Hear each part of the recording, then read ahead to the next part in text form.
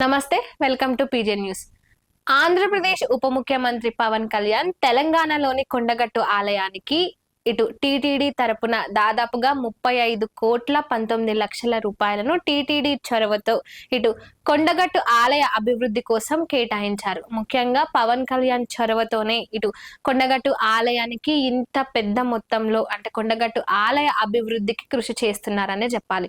ఇక ముఖ్యంగా ఈ కొండగట్టు ఆలయానికి సంబంధించి కేవలం ఇటు టీటీడీ తరపున ఈ నిధులను కేటాయించడం మాత్రమే కాకుండా ఉప ముఖ్యమంత్రి పవన్ కళ్యాణ్ అదేవిధంగా టీటీడీ చైర్మన్ బిఆర్ నాయుడు వీళ్ళు ఇటు తెలంగాణలోని కొండగట్టు ఆలయానికి వచ్చి అక్కడ అభివృద్ధి పనులను శంకుస్థాపన చేశారు.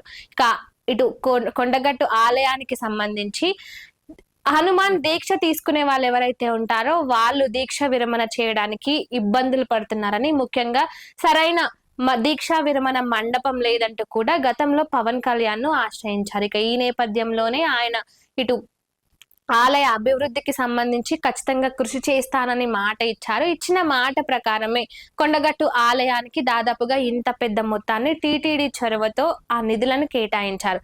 ఇక ఈ కొండగట్టు ఆలయానికి విచ్చేసి ముఖ్యంగా 100 గదుల వసతి గృహానికి అదేవిధంగా దీక్షా విరమణ మండపానికి అంతేకాకుండా ఇటు కొండగట్టు సంబంధించి అనేక అభివృద్ధి కార్యక్రమాలకు కూడా పవన్ కళ్యాణ్ శంకుస్థాపన చేశారు. ఇక ఆయనతో పాటు టీటీడీ చైర్మన్ బిఆర్ నాయుడు కూడా ఇందులో పాల్గొన్నారు.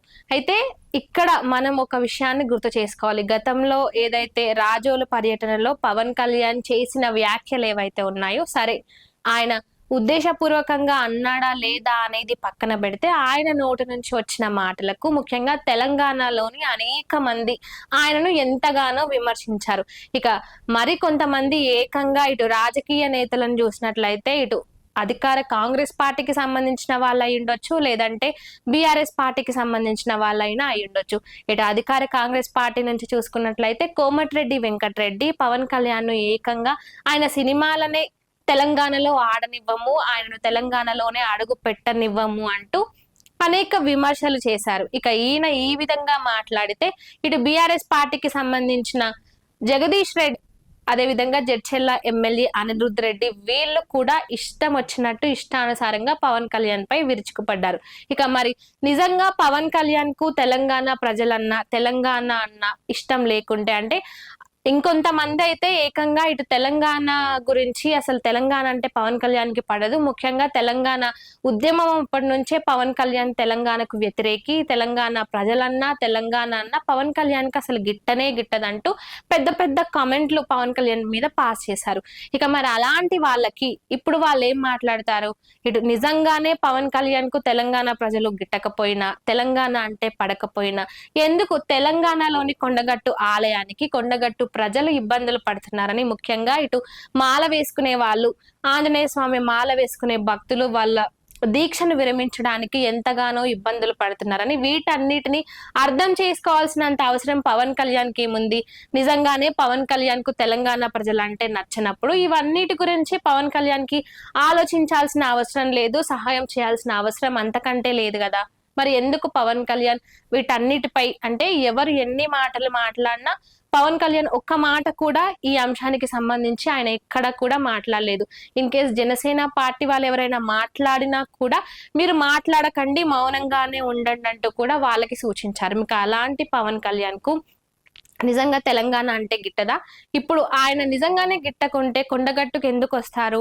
కొండగట్టు ఆలయానికి ఎవ్వరు కూడా ఇటు తెలంగాణ వాళ్ళు ఇంత అంత అని మాట్లాడుతూ ఉంటారు. మరి వాళ్ళకి ఇప్పటి వరకు కొండగట్టు ఆలయం కనిపించలేదా? కొండగట్టు ఆలయంలో పడుతున్న ఇబ్బందులు కనిపించలేదా? కొండగట్టు అభివృద్ధి చేయాలనే ఆలోచన వాళ్ళకి రాలేదా? ఎప్పుడైతే పవన్ కళ్యాణ్ ఇటు ఆలయానికి సంబంధించి ఇలా ఇటు టీటీడీ తరపు నుంచి ఇంత పెద్ద మొత్తంలో నిధులను కేటాయించి ఇదంతా ఏదైతే జరిగిందో ఆ తర్వాత ఇటు దేవాదాయ శాఖ మంత్రి అయిన కొండా సురేఖ అసెంబ్లీలో కొండగట్టు ఆలయ అభివృద్ధి అంటూ ప్రస్తావిస్తుంది.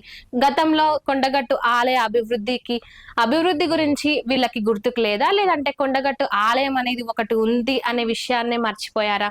అలాంటి వీళ్ళు ఇప్పుడు ముఖ్యంగా ఎప్పుడైతే పవన్ కళ్యాణ్ రాజోలులో మాట్లాడిన మాటలను తీసి విమర్శించి వాటిపై డిబేట్లు పెట్టి వాటిలో మాట్లాడుతూ ఇక అధికార పార్టీ వాళ్ళైనా ప్రతిపక్ష పార్టీ వాళ్ళైనా సరే ప్రెస్ మీట్ లో పెట్టి మరీ మాట్లాడారు. మరి అలాంటి వాళ్ళు గతంలో పవన్ కళ్యాణ్ ని విమర్శించినప్పుడు ఇప్పుడు పవన్ కళ్యాణ్ చేసిన దానికి సమర్థించాలి కదా. ఇప్పుడు ఏదైతే పవన్ కళ్యాణ్ కొండగట్టు ఆలయానికి అభివృద్ధి కోసం ఇటు టీటీడీ తరపున, సరే పవన్ కళ్యాణ్ కు మీరు చెప్పలేదు, కనీసం టీటీడీ ఆలయం నుంచి ఏదైతే ఈ నిధులు వచ్చాయో టీటీడీ కన్నా చెప్పాలి కదా మీరు.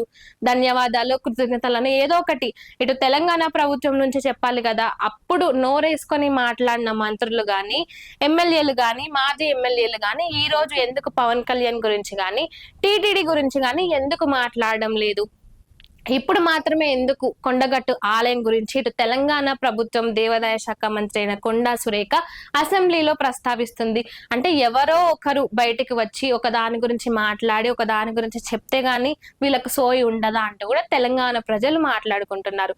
ఇక ఇప్పుడు ముఖ్యంగా గతంలో ఎప్పుడైతే తెలంగాణ ఆంధ్రప్రదేశ్ విభజన జరుగుతుందో, ఉద్యమాలు జరుగుతున్నాయో అప్పుడు కూడా ఇటు తెలంగాణ వాసులైనా ఆంధ్ర వాసులైనా ఒకటే మాట మీద అనుకొని ఉన్నారు. ఏంది? అన్నదమ్ములలాగానే విడిపోతున్నాము, అన్నదమ్ములలాగానే కలిసి ఉండాలని. ఇక అలాంటి భావజాలంతోనే పవన్ కళ్యాణ్ ఉన్నారు అనేది క్లియర్ కట్ గా అర్థమవుతుంది. ఇది ఈ అంశానికి సంబంధించి నాకున్న ఒపీనియన్. మరి మీరేమనుకుంటున్నారో కామెంట్ రూపంలో చెప్పండి.